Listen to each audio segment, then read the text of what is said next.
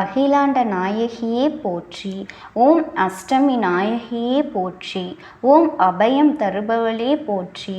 ஓம் அசுரரை வென்றவளே போற்றி. ஓம் அன்பர்க்கு எளியவளே போற்றி போற்றி. என் அன்பு குழந்தையே, இன்று உன் அம்மா உனக்கு ஒரு முக்கியமான செய்தியைத்தான் சொல்வதற்காக வந்திருக்கின்றேன். என் தங்க குழந்தையே, உன்னை நினைத்து ஒரு பெண் அழுது கொண்டிருக்கின்றாள். அவள் யார் என்றும் அவள் எதற்காக உன்னை நினைத்து அழுது கொண்டிருக்கின்றாள் என்றும் உனக்கு உணர்த்த வந்திருக்கின்றேன். என் தங்கமே, நீ நினைக்கலாம், யார் அழுதால் நமக்கு என்ன, எதற்காக நம் அம்மா இதை நம்மிடத்தில் சொல்ல வந்திருக்கின்றாள் என்று கூட நீ கேட்கலாம். என் தங்க பிள்ளையே, இது உன்னுடைய வாழ்க்கை சம்பந்தமானது. அங்கே உன்னை நினைத்து அழுது கொண்டிருப்பவருக்கும் உனக்கும் மிகப்பெரிய தொடர்பு ஒன்று இருக்கின்றது. அவர்கள் மனம் வருந்தி அழுதி கொண்டிருக்கின்றார்கள் என்பது நிச்சயமாக உனக்கு தெரிய வரும் பொழுது உன் கண்களிலிருந்து தானாக கண்ணீர் வரத்தான் செய்யும். நீயும் மனவேதனை அடையத்தான் போகின்றாய். என் தங்க பிள்ளையே, நீ மனவேதனை அடைய வேண்டும் என்பதற்காக உன் அம்மா இதனை சொல்லவில்லை. உன் வாழ்க்கையில் இருக்கும் அவர்களை பற்றி நீ முழுமையாக புரிந்து கொண்டு ஒரு மிகப்பெரிய பிரச்சனையை முடிவுக்கு கொண்டு வருவதற்காகத்தான் இந்த அம்மா உன்னை இப்பொழுது உன்னோடு தேடி வந்து பேசிக்கொண்டிருக்கின்றேன். என் தங்க குழந்தையே, பொதுவாக ஒரு பெண்ணின் கண்ணீர் என்பது ஆணுக்கு வேண்டுமானால் காரியங்களை சாதித்து கொள்ளும் கருவி போலவும் எதிரே இருப்பவர்களை வீழ்த்தும் ஆயுதம் போலவும் இருக்கலாம். ஆனால் பெண்ணை பொறுத்தவரை அவளின் கண்ணீர் என்பது அவளுடைய உண்மையின் மெய்ப்பாடு. அவளின் மனதில் உணர்ச்சிகளை வெளிப்படுத்த அவளுக்கு தெரிந்த ஒரே ஒரு செயல் கண்ணீர் தான். இந்த சமுதாயத்தை பொறுத்தவரை கண்ணீர் பெண்களுக்கு ஒரு ஆயுதம் என பரவலாக சொல்கின்றார்கள் அல்லவா? ஆனால் அந்த ஆயுதத்தை வைத்து பெண்கள் எத்தனை எதிரிகளை வீழ்த்தி இருக்கின்றார்கள், எத்தனை உறவுகளை தொலைத்திருக்கின்றார்கள் என்பதனை எல்லாம் நீ யோசித்து பார்க்க வேண்டும். என் பிள்ளையே, எத்தனை உறவுகளிடமும் மண்டியிட்டு எத்தனையோ கஷ்டங்களை எல்லாம் குடும்பத்திற்காகவும் தன்னுடைய வாழ்க்கை துணைக்காகவும் அனுபவித்திருக்கின்றார்கள் என்பதையெல்லாம் நீ உன்னுடைய வாழ்க்கையில் கண்டிருக்கின்றாய் அல்லவா? அப்படி இருக்கும் பொழுது ஒரு பெண்ணின் கண்ணீரை நீ சாதாரணமாக எடுத்துக்கொள்ள கூடாது. ஒரு பெண் தனது கண்ணீரின் மூலம் அனைத்தையும் நிறைவேற்றி கொள்கின்றாள் என்று நீ நினைத்தாயானால் அது எல்லா நேரத்திலும் உனக்கு சரியான புரிதலை ஒரு நாளும் கொடுக்காது. என் தங்க குழந்தையே, இதனை நீ நிச்சயமாக புரிந்து கொள்ளத்தான் வேண்டும். உன் வாழ்க்கையில் இருக்கக்கூடிய பெண் மனதிற்குள் எதையும் தேக்கி வைத்து கொள்ளாமல் தன்னுடைய உணர்வை கண்ணீரால் வெளியே கொட்டிவிடுவதால் தான் பெண்கள் எப்பொழுதும் தெளிந்த மனதோடு சிந்திக்க முடிகின்றது என்பதனையும் நீ புரிந்து கொள்ள வேண்டும். அது மட்டுமல்ல என் பிள்ளையே, தன்னுடைய கண்ணீரை யார் முன் சிந்த வேண்டும் என்பதில் கூட பெண்கள் வரையறை வைத்திருக்கின்றார்கள். ஒரு ஆணின் முன்னால் அழக்கூடாது என தன் மனதை இறுக்கமாக்கி கொண்டால் அதன் பின்னர் அந்த இறுக்கம் நலிவடையாது என்பது இயலாத காரியம் அல்லவா? தன் கண்ணீரின் வலிமையை, இருக்கக்கூடிய வேதனையை இன்னொரு பெண் மட்டுமே நன்கு அறிவாள். பல நேரங்களிலும் பெண்களின் கண்ணீர் அர்த்தமற்றது என்று ஒதுக்கியும் நீ தள்ளிவிடுகின்றாய் அல்லவா? எப்படியாக இருந்தாலும் அந்த கண்ணீர் என்பது உனக்காகவும் உன்னுடைய குடும்பத்திற்காகவும் தான். அவர்கள் தன்னுடைய உணர்ச்சிகளை அடக்கி கொண்டு கண்ணீராக வெளிப்படுத்துகின்றார். என் பிள்ளையே, அந்த பெண் உன் மீது அதிகமான அன்பு கொண்டவள். அப்படிப்பட்ட பெண் அழுகின்றாள் என்றால் அந்த கண்ணீருக்கு காரணமாக ஏதாவது ஒரு விஷயம் இருக்கின்றது என்பதனை நீ புரிந்து கொள்ள வேண்டும். என் பிள்ளையே, பெண்ணை தெய்வத்திற்கு ஒப்பாக சொல்கின்றோம் அல்லவா? ஏனென்றால் அவர்களிடத்தில் தாய்மை பண்பு உள்ளது. முதலில் அவர்கள் உன்னை புரிந்து கொள்ளாமல் சில காயங்களை கொடுத்து செய்திருக்கலாம். அதையெல்லாம் திருத்திக் கொள்வதற்கான வாய்ப்புகளை நீ கொடுத்திருக்கும் பொழுது அவர்கள் திருத்தி கொண்டு வருகின்றார்கள் அல்லவா என் அன்பு பிள்ளையே. கணவன் மனைவி இருவரும் சேர்ந்திருக்கும் பொழுதுதான் தன்னுடைய துணையின் அருமை இருவருக்குமே சாதாரணமாகத்தான் தோன்றும். ஒரு சிறிய பிரிவினை சந்திக்கும் பொழுதுதான் வாழ்க்கையில் தன்னுடைய துணை எவ்வளவு முக்கியம் என்பதும் இருவருக்குமே புரியும். எல்லோருக்குமே அதனுடைய வழி என்ன என்பது சாதாரணமாக பேசினால் புரியாது. அதனை அந்த பிரிவின் மூலமாக அனுபவித்தால் மட்டுமே தெரிய வரும்.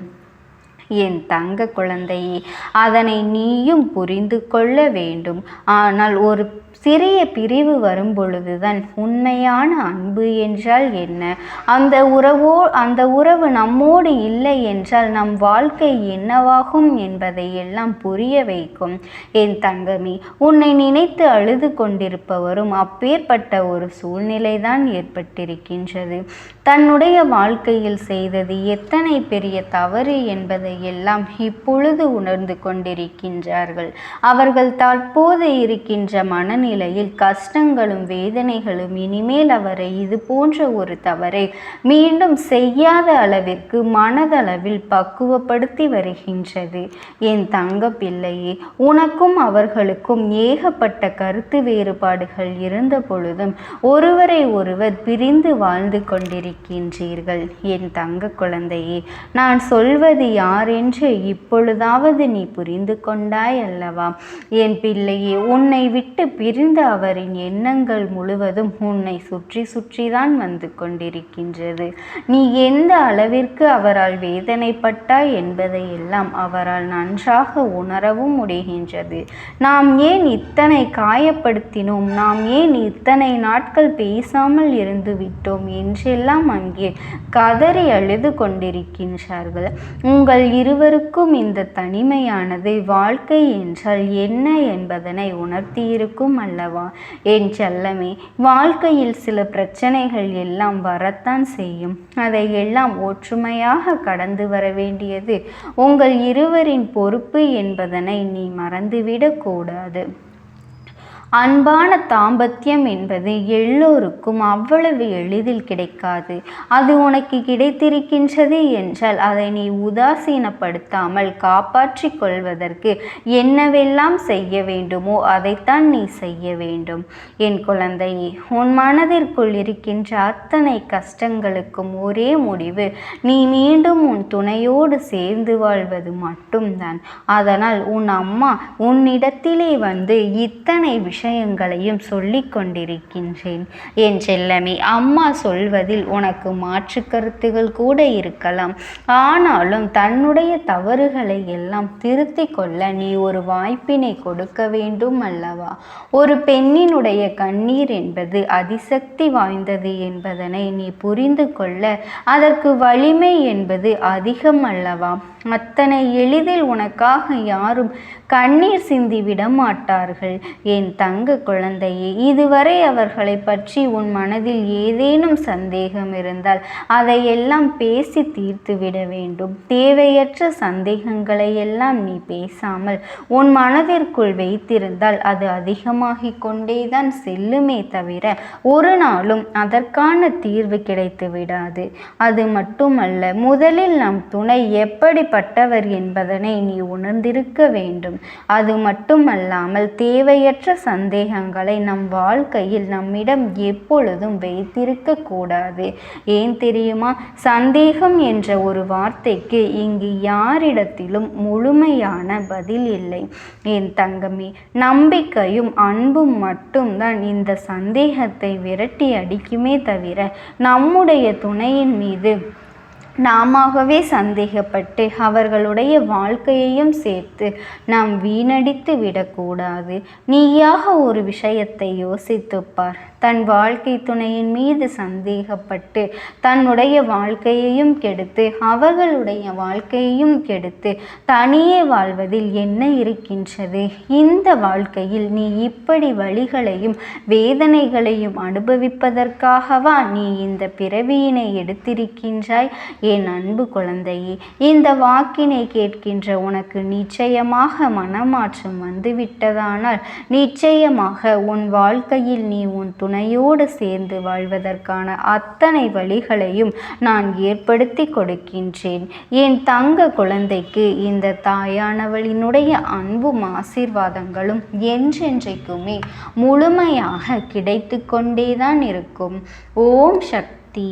ஓம் ஆதிபரா. செய்வினைகள் எல்லாம் நடக்கின்றது என்று தெரிந்தால் நீ பதற்றம் அடைந்து விடுவாய். ஆனால் இப்பொழுது அதிலிருந்து நீ தப்பித்து கொண்டாய் எனும் பொழுது நான் உனக்கு அதை சொல்லிவிட வேண்டும் அல்லவா? எந்த விஷயம் உன்னிடத்தில் இருந்தால் நீ தப்பித்து கொண்டாய் என்பதை நீ அறிந்து கொள்ள வேண்டும் அல்லவா? அதனை நீ அறிந்து கொண்டால் மட்டும்தான் இனி உன் வாழ்க்கையில் வருகின்ற பிரச்சனைகளுக்கு என்ன தீர்வு என்று உன் தாயானவள் மூலமாக நீ தெரிந்து கொள்ள வேண்டும் அல்லவா? என் தங்க குழந்தையே, அது என்ன என்பதனை நீ அறிந்து கொள்ள வேண்டும். அதை நீ அறிந்து கொண்டாயானால் இனிமேலும் உன்னை எந்தவித செய்வினைகளும் தாக்கிவிட முடியாதபடிக்கு உன் வாழ்க்கையை நீயாகவே காப்பாற்றிக் கொள்வாய். நீ உன்னுடைய வாழ்க்கையில் இனி எந்த துன்பங்களையும் உன்னை தொட்டுவிட முடியாதபடிக்கு நீ நல்லபடியாக வாழ வேண்டும். இப்பொழுது எந்த ஒரு விஷயம் உன் கைகளில் இருக்கின்றதோ அதை எப்பொழுதும் உன்னுடைய கைகளிலேயே நீ வைத்து கொண்டால் போதும். நிச்சயமாக உனக்கு சந்தோஷமான வாழ்க்கையை உன்னால் மீட்டெடுக்க முடியும். என் தங்க குழந்தையே, இந்த வாழ்க்கையில் ஒருவரோட நிம்மதியை கெடுக்க வேண்டும், அவருடைய சந்தோஷத்தை அளிக்க வேண்டும் என்று செய்வினைகளை செய்வது எல்லாம் இப்பொழுது சர்வ சாதாரணமான விஷயமாக மாறிவிட்டது. அடுத்தவர்கள் வாழ்க்கையை அளிப்பது, அடுத்தவர்கள் வாழ்க்கையை கெடுப்பது, மற்றவர்களுக்கு எந்த ஒரு நன்மைகளும் நடக்கக்கூடாது என்று பொறாமையாலும் இங்கே நிறைய பேர் சுற்றி கொண்டு இருக்கின்றார்கள்.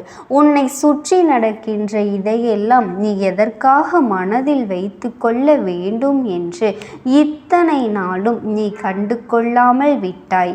என் தங்க குழந்தையே, நீ ஒதுங்கி விடுவதால் உனக்கு எந்த பிரச்சனைகளும் தீர்ந்து போவதில்லை.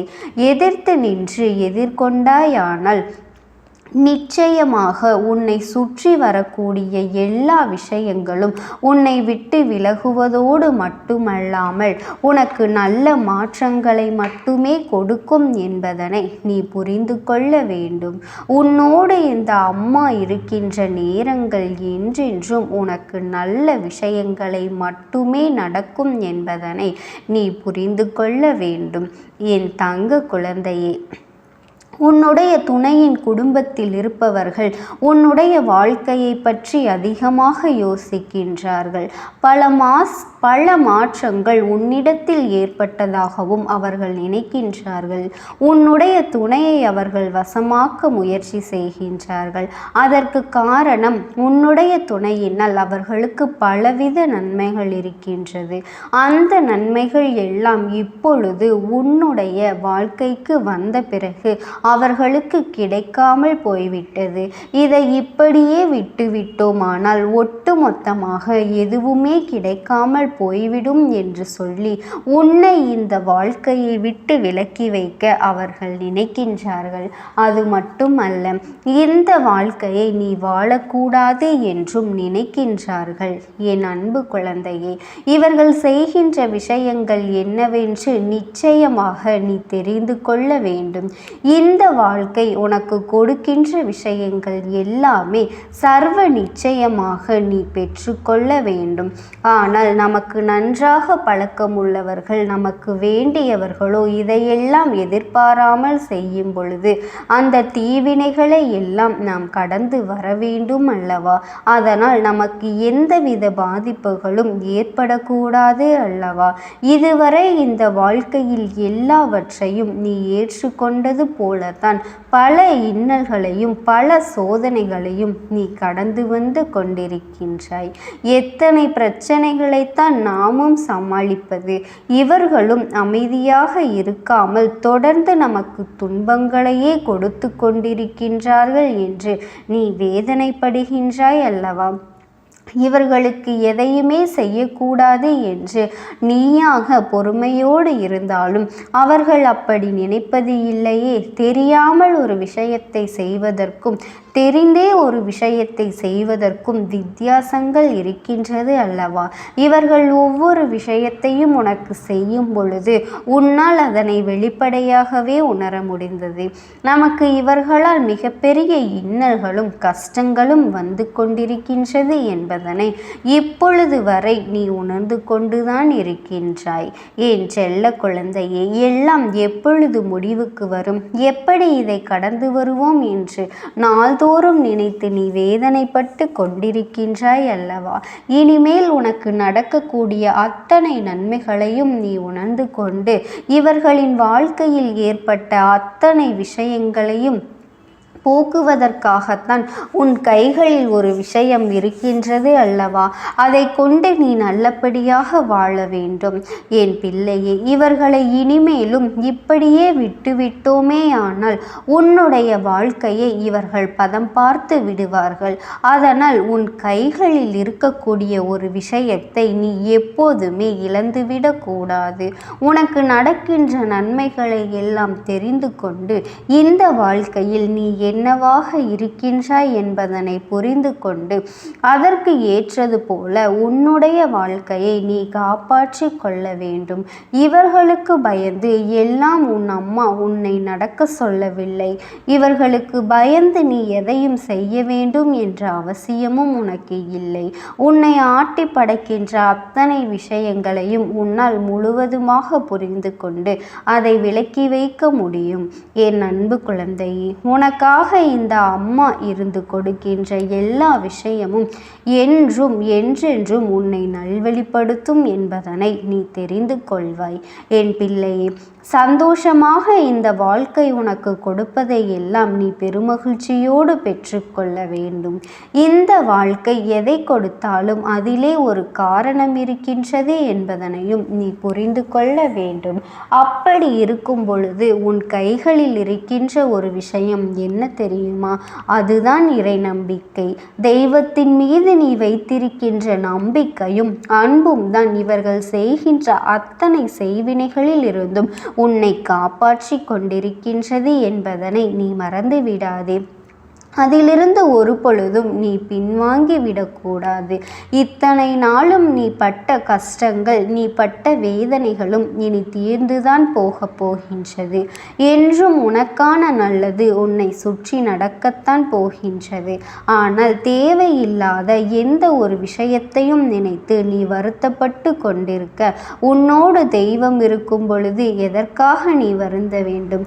1000 செய்வினைகளை இவர்கள் செய்துவிட்டு போகட்டும். 1000 கெட்ட விஷயங்களை இவர்கள் உன் வாழ்க்கையில் நடத்திவிட்டு போகட்டும்.